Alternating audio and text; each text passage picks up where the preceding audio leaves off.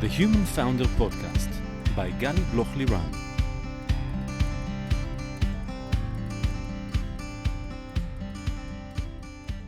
Hi, I'm Gali Bloch-Liran and welcome to The Human Founder, the podcast where we speak about the mental aspects of the entrepreneurial journey. Entrepreneurs often describe the emotional roller coaster that is embedded in being an entrepreneur or investor, such as when you experience the lowest of lows when you close your first startup at the age of 23, and the highest of highs when you finish your coaching studies at Adler Institute. And it's from that place of uncertainty, the need to constantly self-manage ourselves, keep up our energy, and be mentally resilient in order to deal with everything, well, it's not easy. In each episode, I will be talking to entrepreneurs, investors, psychologists, being their sounding board, with the goal of creating a space for this less spoken about layer, which is the mental aspect accompanying the entrepreneurial journey. I will also share tips and tricks to help boost your focus, clarity, and mental resilience. Today, I have the pleasure of speaking with Eyal Gura. And hi, Eyal, it's really, really great to have you here with me. Hello. It was a real journey until I made you come here, so I really appreciate it and the perseverance that I had. Come to the mic. Don't be afraid. I won't bite you. It's a teacher's sentence. So for those who are not familiar with you, let me introduce you. Eyal, you're the father of Daniel and Ella, a serial entrepreneur and venture capital investor for many years, a member and founder of several associations, including a board member at Reichman University and an Israeli representative in the Forum of Young Global Leaders at the World Economic Forum. You founded several startups, and you have lots and lots of knowledge and experience and know-how and sharing to bring here to our conversation today. So I'm really, really excited about it. It's great to be here. Great. So I want to, we like navigate and drive between your, hats as an entrepreneur and as an investor and as father, everything mixed together. So let's begin with your childhood at Haifa and tell us a little bit about what was there. You come from a family of entrepreneurs and like how it goes.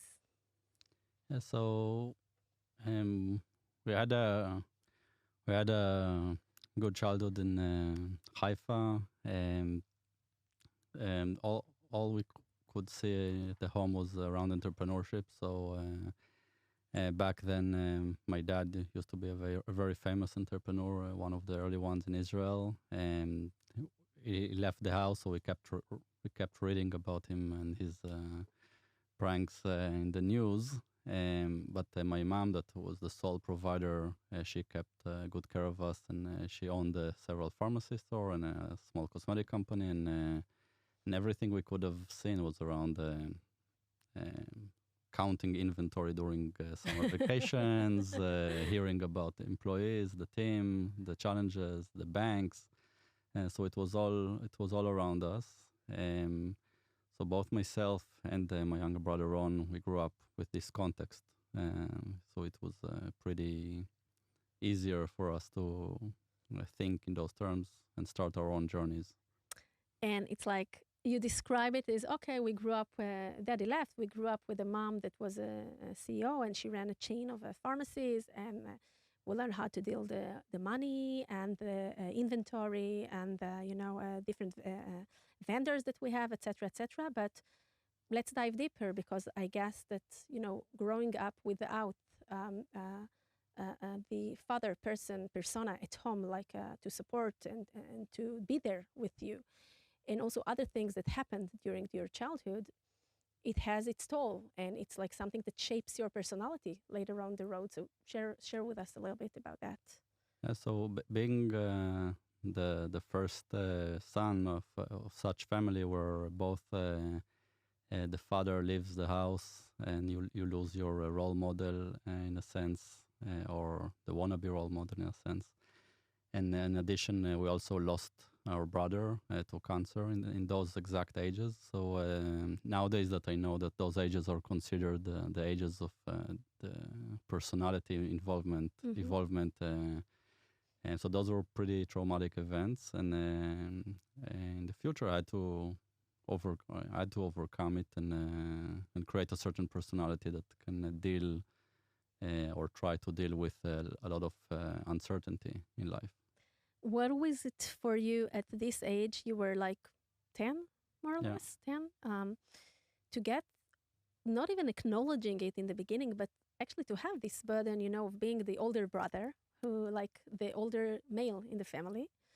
And then later on also to deal with loss. And I just saw a couple of weeks ago, I think in Instagram, beautiful pictures of both you and Ron celebrating with your mom. She had a birthday and taking her to different experiences, etc., etc. So it looks like it shows that the bond between you is so strong, and the relationship and friendship and love, etc. But back then, those years, which were like 30 years ago, approximately 35 years ago, psychology wasn't spoken the way it is today, and the effects that we have on those, challenges and traumas of our childhood, the way we speak about it today. What did you feel? How did it impact you back then? Yeah, so again, as you mentioned, all this context and knowledge it came to my life pretty recently. I didn't know back then how to think about it in those terms, but essentially my mind started to realize that the worst things will happen or can happen, and then it reinforces himself because it happened again. And then both my mom, she was also in a survival mode. She really had to take care of us by herself, and having a single mom in a survival mode without all the knowledge we have today is about how to communicate things to kids. All of those things together, let's say, are not healthy for the child well-being, or to say the least. But at the end of the day, she succeeded to take care of us and become the sole provider, and she did well. I guess both of us are sane in a sense, plus especially Ron is the sane part of the family. One of the things that we speak about a lot with entrepreneurs, and you know it firsthand, and I know it firsthand, is the capacity of this resilience, this mental resilience that we need to embrace and to grow with time and the entrepreneurial journey. And one of the components of this resilience, this mental resilience, that it usually starts to evolve after experiencing a trauma in your life. And tell me what you think about it, the fact that you've experienced it in a very, very early stage of your life without even knowing back then that that's how you can frame it. But that actually brought a lot of foundation to what came next and your ability to cope with things. And throughout your journey and your life and the many startups that you've made and all the experiences that you've gone through was actually part of the strength, the mental, the inner strength that you gained back then because the things that you had to deal with that later on built your capacity as an adult. Yeah, so in retrospect, I know that those things are attached together. I didn't know it back then, obviously.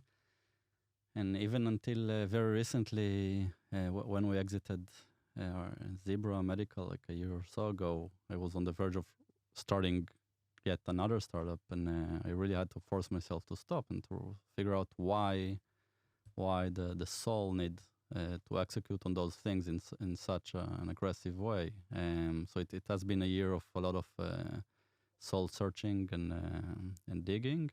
Wait, before you continue, because it's an amazing point. And we'll get to the beginning later while we're navigating, but you mentioned here an amazing thing. You succeeded with Zebra Medical, and it grew, and you did many amazing things. And then you had this year to understand what's going on and where you're heading next. And we sometimes see that this, entrepreneurial thing within you gets you to do it more and more again, and another time and another time again. It's even kind of addiction, okay? In a way, people that are repeating the entrepreneurial journey to another startup and another startup, it's somewhat addictive because it sits on some kind of anxieties that we have or the need to prove ourselves and things in this area. And what's interesting for me to listen more is what helped you to really make this pause and not to get after, your instinct or the thing that you already know, let's do it again, let's start from the beginning, but to actually pause, to search inside yourself what's true for you now, to even go and explore your, consciousness and start new things. What was there that helped you to take the other path this time? That's a very complex question, but I would associate everything to awareness, and at certain age or experience, sometimes you become aware that certain things that drove you so far are either not important anymore, or you don't need them anymore, Or they don't serve you yeah, anymore.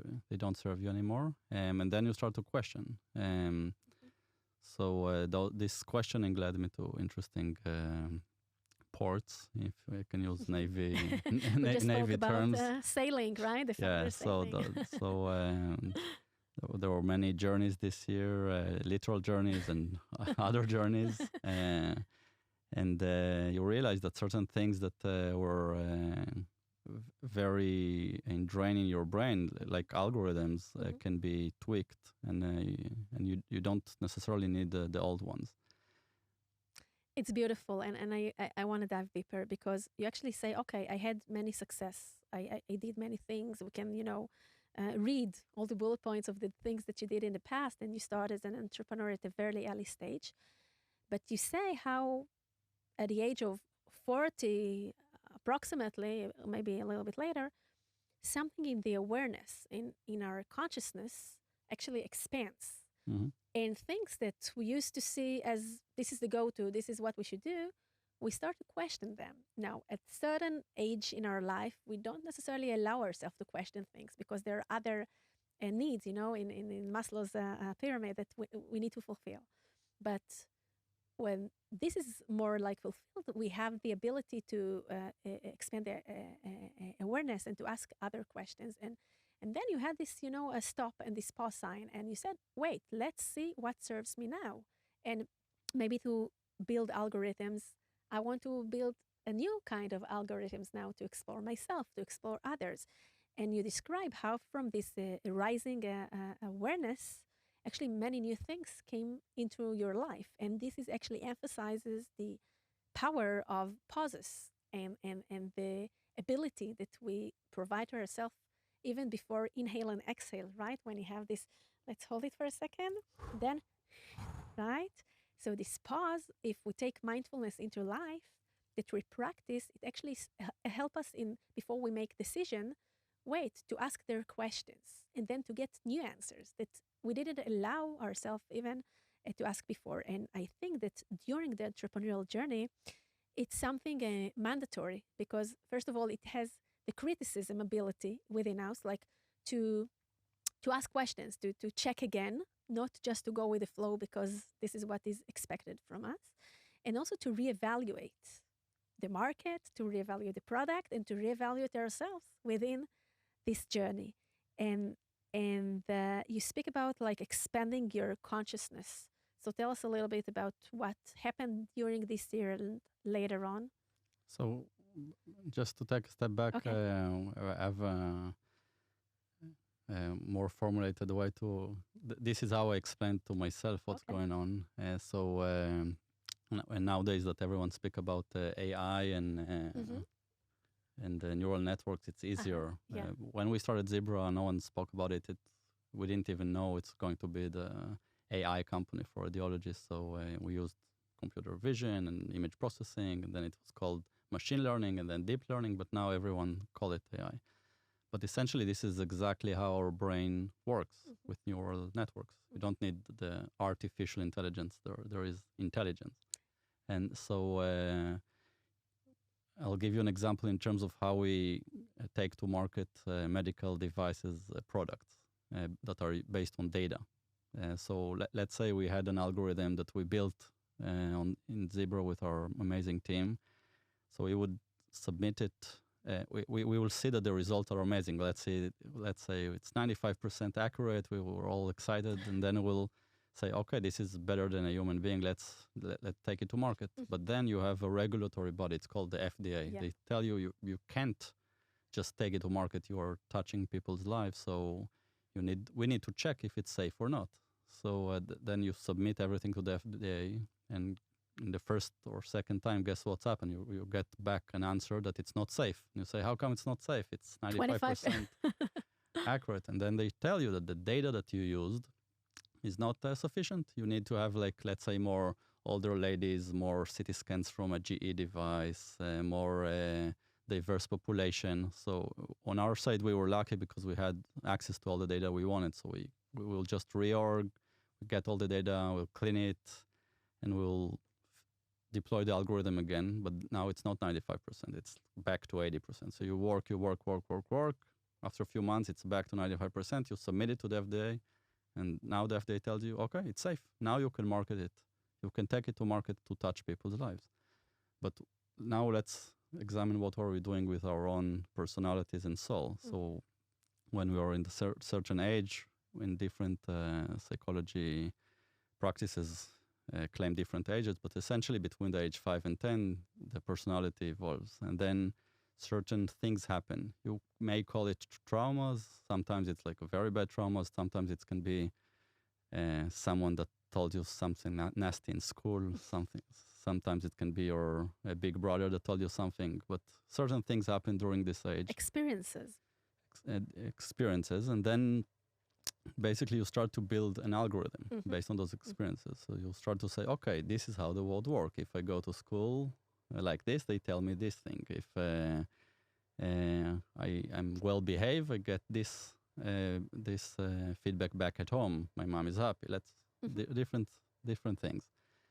But essentially, you built an algorithm based on very insufficient amount of data, like almost none. And then once the personality evolve, you have this algorithm, but unfortunately, there is no FDA. Like no one is there to check in the age of 12 or 13 whether your algorithm is safe to market. So you go on with this algorithm, and you're very subjective thinking about how the world works, and you started to touch other people's lives. It can be your friends, it can be relationship, it can be in Israel you can meet other relationships in the army, and then your spouses, your coworker, your teammates, your investors. You touch a lot of lives with an algorithm that wasn't checked. That based only on your personal machine learning. Yeah, it was not machine. It was my own neural net, and all of us do it.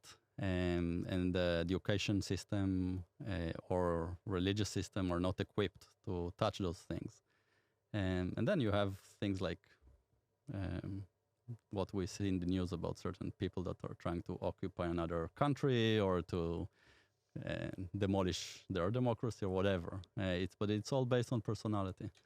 So it's interesting what I learned during the coaching, learning, and other journeys is that this initial algorithm can be fixed in a sense that you can flex it and introduce to it new data sets.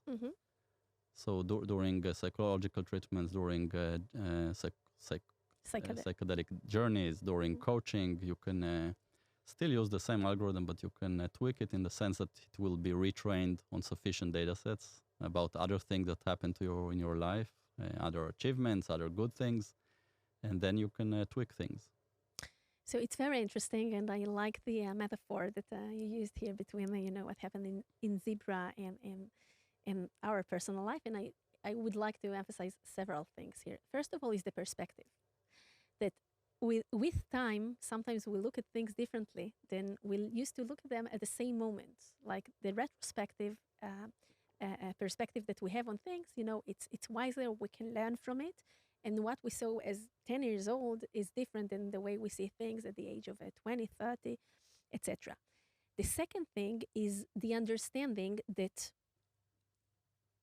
even if we think we have like a very wide conscious, we have vision tunnel to the things that we think that they are right, to our perceptions, to our biases, to our knowledge.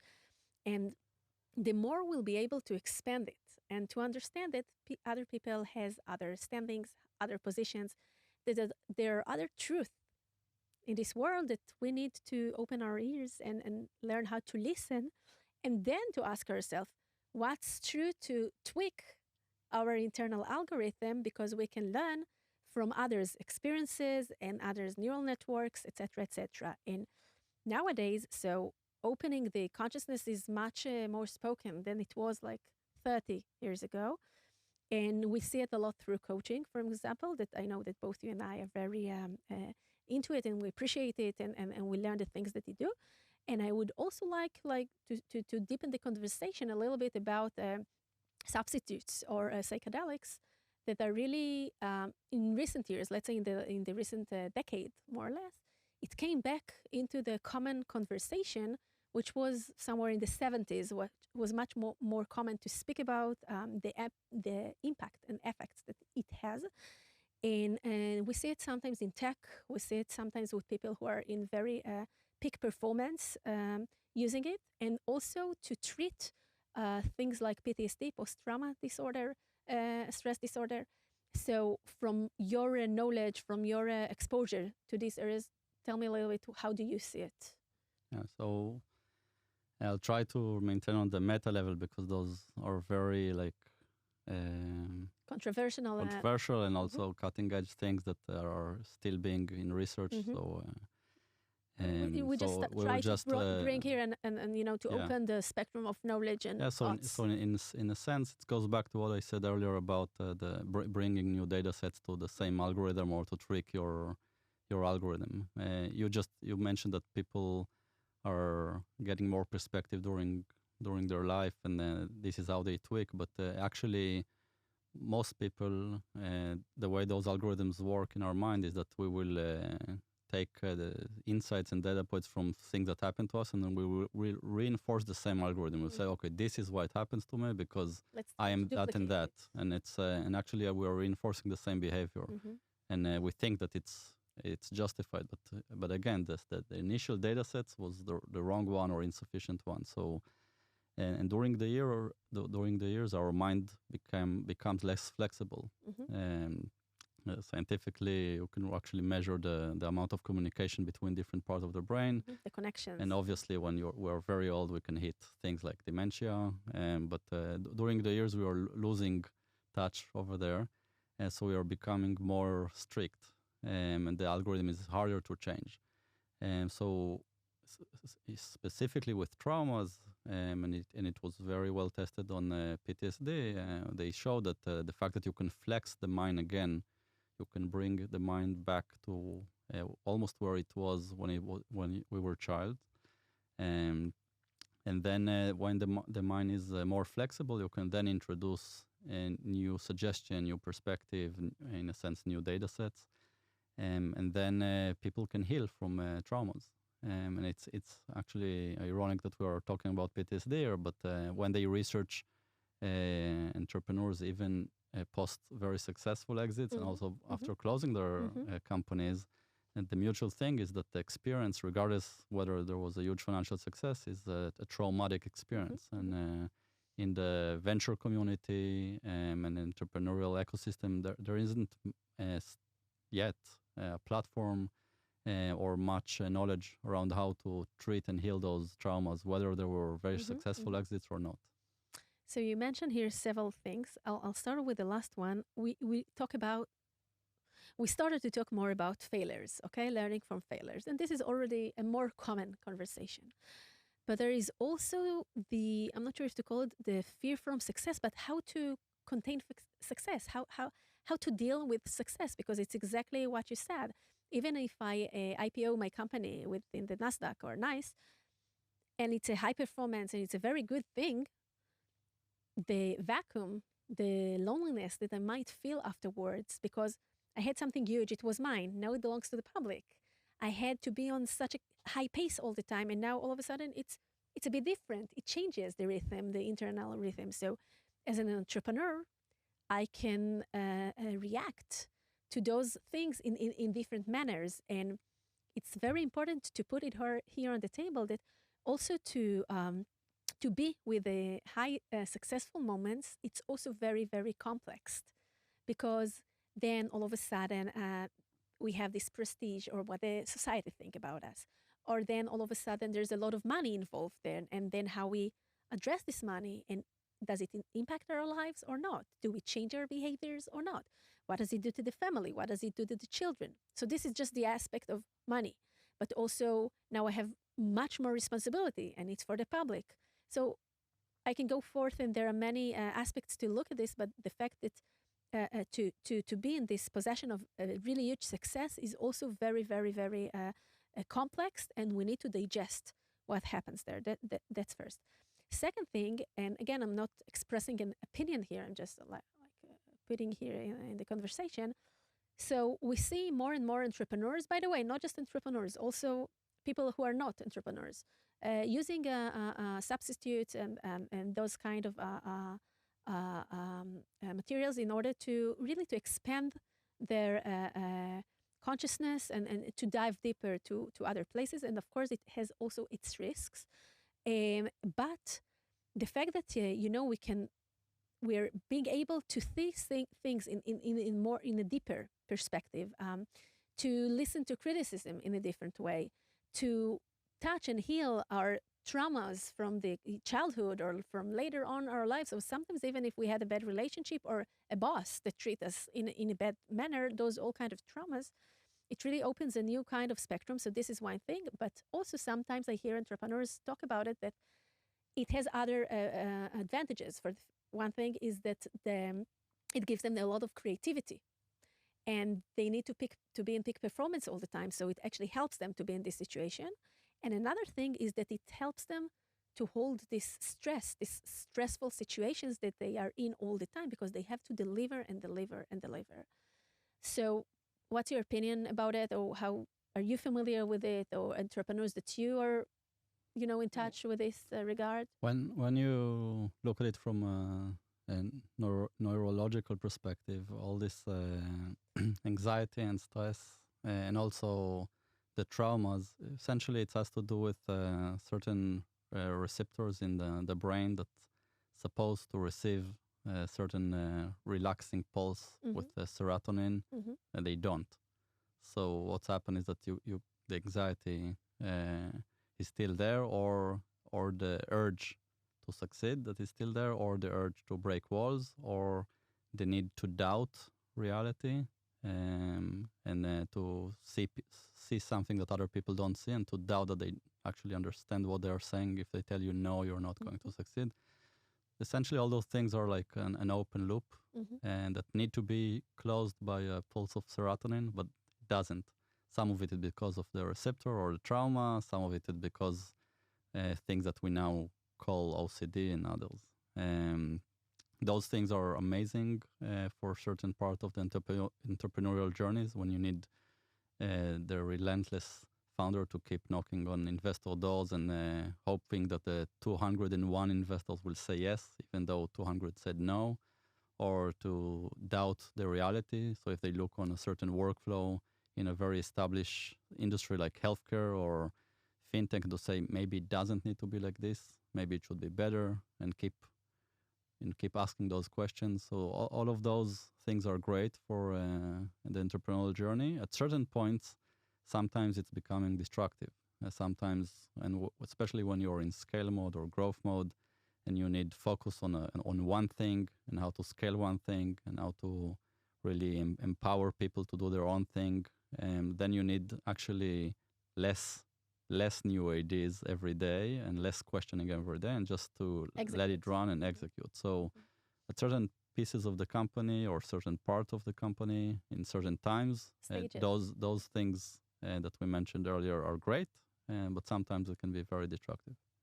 So again, it's just to put this disclaimer, it's not like we're recommending it or giving an opinion, just exploring what's going on and what we see also from entrepreneurs and what happens actually in the there are psychiatrists that subscribe drugs that are FDA cleared for many years for anxiety and depression, and many entrepreneurs were consuming them, but so others like half of the US are consuming those antidepressant drugs. It's funny that in English it's called drugs, but in Hebrew we are using the word trufa or ripui, which means to heal, even though those things don't heal you. So it's hopefully nowadays with this new research and cutting involvement around psychedelics, we will start to see people being healed, but consuming a certain drug for 10 years and not being healed, meaning it's not really a healing. It definitely came back to the mainstream conversation. What was out of it from the 80s till recent years. And also there's this amazing book and show on Netflix that explores all these different kind of drugs and how how to it change impacts. your mind. Yeah, how to change your mind, exactly. So it's really interesting, and we'll touch base on it more with other founders and psychologists that I'll bring later on to the podcast. Eyal, I want to ask you, you've been a venture partner and you are an investor and you funded how many companies together? 5, 6. 5, 6. I wonder, it's difficult to count. Some more successful, some less, but for like 25 years approximately, this is what you do. And nowadays you also work with founders from the mental aspects together with investing. So if I take you like to the 30,000 feet, and you look, you see like from above the journey of founders and also of investors, what will be the 2, 3 main things that you can pinpoint that are the major mental challenges that founders are dealing with, also from your personal experiences and also from what you see from other founders that you work or advise to? I think it goes back to my recent learning in the Adler Institute about coaching and what is coaching. So on one hand, we live in an industry that is very used to coaching terms. So when people are being taught coaching for the first time, they teach you how to project a vision, how to get to it, how to plan your goals, near-term goals, long-term goals, things that sounds very obvious to founders and investors. This is how we work, and this is our day-to-day. So we have this part on one hand. On the other hand, it's more practical, pragmatic part. Yeah. It's not only that. It is important to have like a clear vision and to be in the future and to think about the future and then reverse engineering. Yeah, No, exactly. Definitely. What I meant is that in the spectrum, this is the performance part of it, and entrepreneurs and investors has it because it's part of. Yeah, the but I was that they surprised to see how many when you go to coaching lessons, you meet many people that are not from the tech field, and I was surprised to see that most people don't think in those terms about vision and goals and targets. So, we have this part. We have this part right in the tech ecosystem. However, the emotional all the emotional part, I don't know how we ended this way, but it's very wrong. So, and the what tech, do you mean you don't know how we ended this way? We never chose that path to go. So of course we've ended this way. No, because on one end, if you look on different industries, this venture-backed companies industry, the tech industry, is the most let's say it has the best fit for coaching. Why? Because we are dealing with a non-liquid assets. So VCs are raising money from their LPs for 10 years. The LPs expect not to be in touch with their cash for 10 years. So it's a long time. And then the VCs, when they pick a founder and to invest, they tell him, we are getting married. It's for 10 years. We're not thinking about short terms. We are not trying to maximize value for the next year. So this is what we are saying. But in terms of what we are doing, it's almost the opposite. The investors are measuring themselves in a way that's called IRR. So it's on a yearly basis, which is very short terms. And they do it because they need to show their results to raise their next fund in order to get management fee. In addition to that, and the boards monitor the founders on a quarterly basis. So if you will ask most investors, they will tell you that the board mandate is to like make let's say make budget decisions and fire the CEO, and that's it. Like they don't. No one will tell you about the emotional aspect of the founders, the team. So it's more about doing versus being. But then you ask why? Because we have 10 years.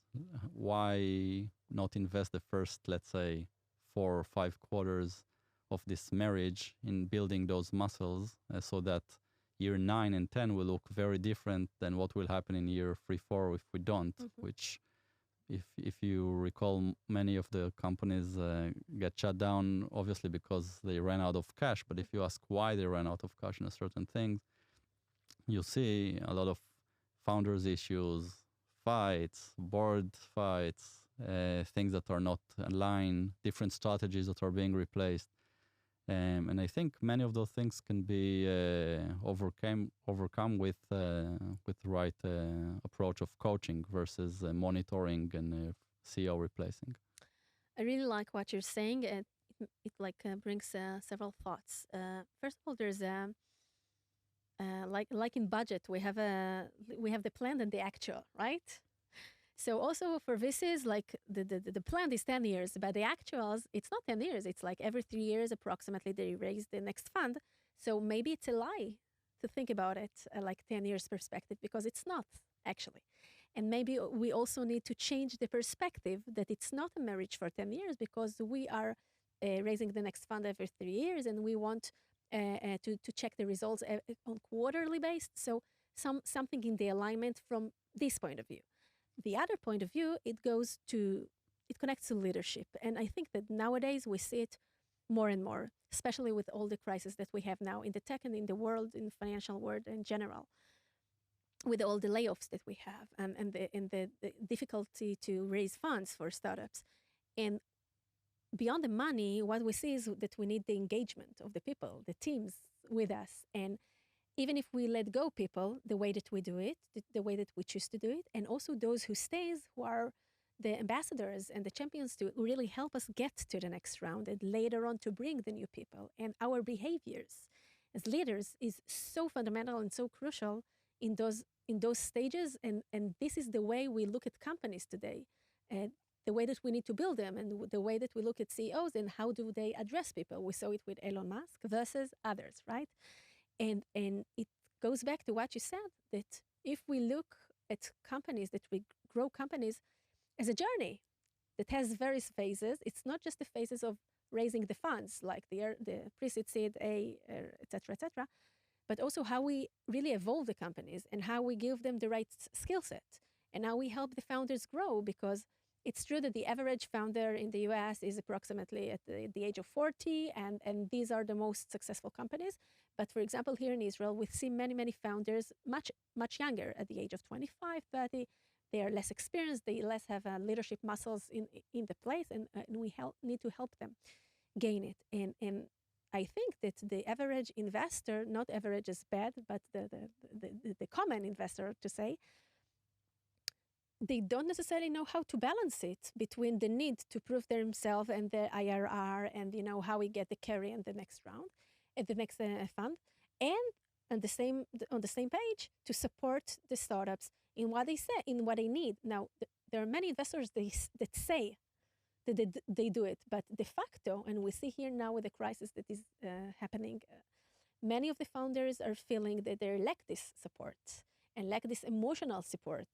And this is something that we need as a ecosystem, to learn how to balance and what tools to bring to give them. It begins with listening and really be there, and empathy to the founders, and by the way also to the investors, because they are under a lot of pressure as well from their LPs, and it continues in really training them and giving them tools and practices and know-how to how to really leverage their skills, their decision-making, their ability to engage their employees, how to be the transcendent leaders that they can be in order to keep the people with them. Yeah, so you mentioned the word empathy, which also an important word in our family. Mm-hmm. Of course. But Hi, Ron. Hi, Ron. But empathy is a big part of it. So when we look on boards, we always think about a different type of entities. You have like the young founders, you have the investors, you have the financial investors. But at the end of the day, it's based on relationships. Mm-hmm. And investors like to monitor the relationship between the founders and whether the founders will get along. whether the CTO met the CEO in the army, did they overcome things together, but no one is really monitoring the composition of the board. And sometimes Right. you might have very young founders that raise money from a very prestiged VC, but the VC appointed to the board a junior partner that never experienced market meltdown before, or And he's stressed. or is expecting his promotion next year based on a certain short-term performance. And beside the fact that his stress, his interests are sometimes different on the personality side. So those things can add a lot of tension, and we mentioned anxiety before, especially during a year like that. So more than half of the investors' representatives on boards never experienced any meltdown before. They were like playing their it's like they were playing the casino for the last 9-10 years, and everything went up. So they build their own algorithms about themselves and their identity as like very smart people who are always right. And now There's a new database that many of them are experiencing this for the first time. So you have some investors that are coming from operational background, so they can have a bit more empathy because they've been there on this side. And you have also very experienced investors that been through 3 or 4 or 2 financial meltdowns, so they have different perspective, and they know that the best teams will survive and will do good later on, and they can project it to the founders and with a calming message and back them.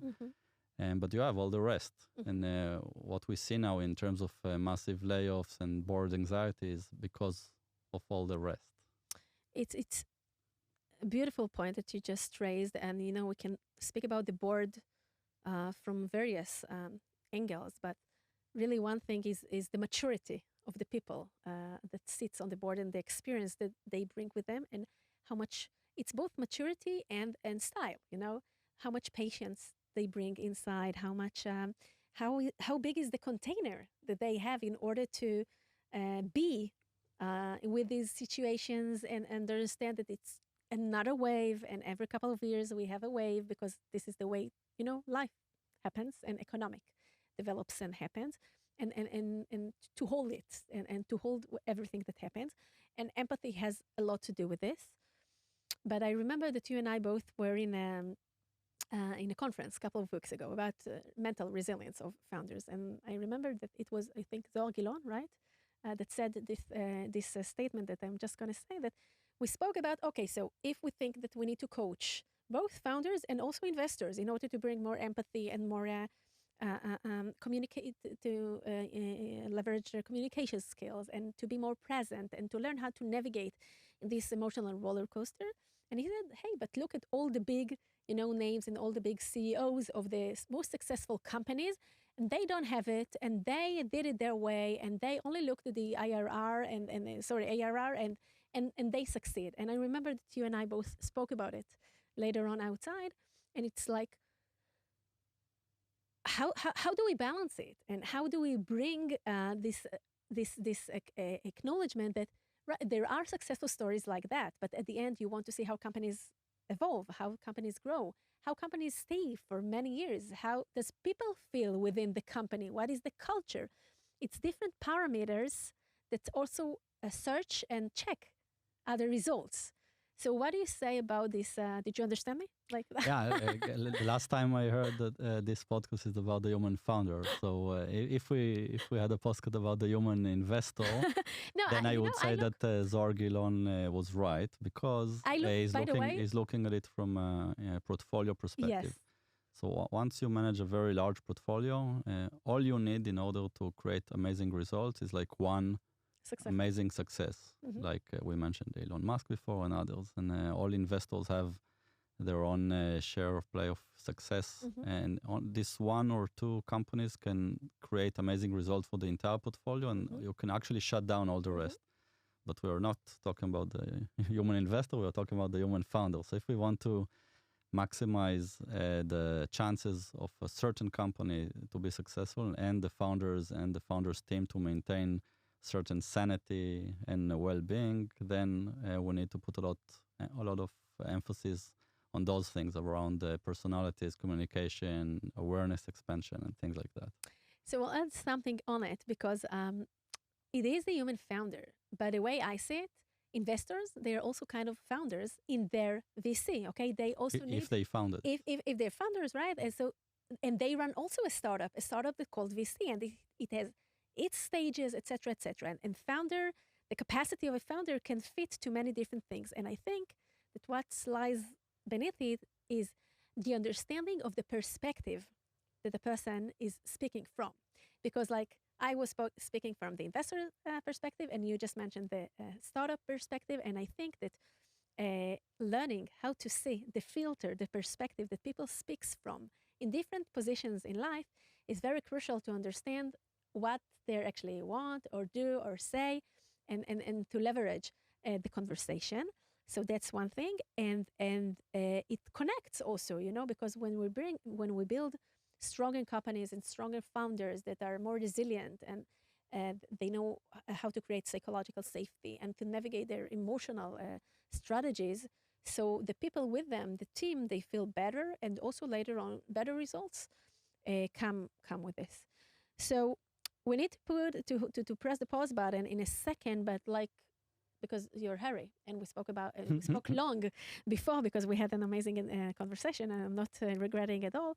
But if there was one additional tip or advice that you could give to a founder in his, let's say, seed round nowadays that needs to raise the A round, and it's really difficult now, and all the metrics are much higher, and they need to prove themselves in a better way in order to raise the next fund. From your experience and the different startups that you founded and left to the US and all your life journey, what would be the advice that you'd give them? I think back to what we mentioned about strength and resilience.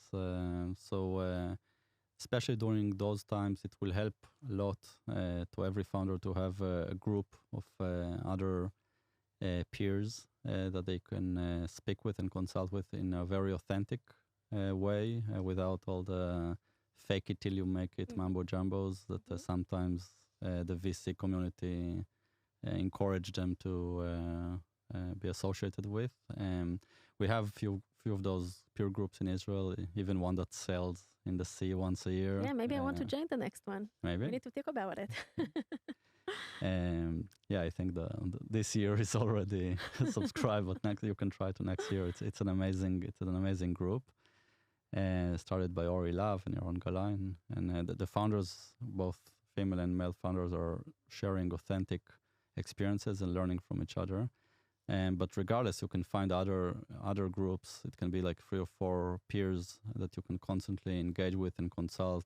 And this will really help you in terms of the resilience to cope with such market meltdowns. And you can always remember that even though it's very hard now, it's just part of the journey. You will learn, and you can start another startup.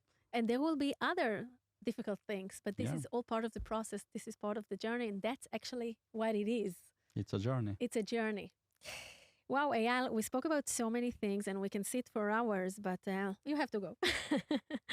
But like how, childhood shaped your journey, and the various startups that you founded, and psychedelics, and what does it has to do with, founders today, and how does a board should look like, and to support its founders, and how empathy and communication actually communicating what we feel and bringing out the emotions that we have and normalize it. It's such an important part of the process. So first of all, I really want to thank you today. I had to be very persistent to bring you here, but I'm really happy that you made it. Thank you for having me. And founders that want to reach out for you, where can they find you?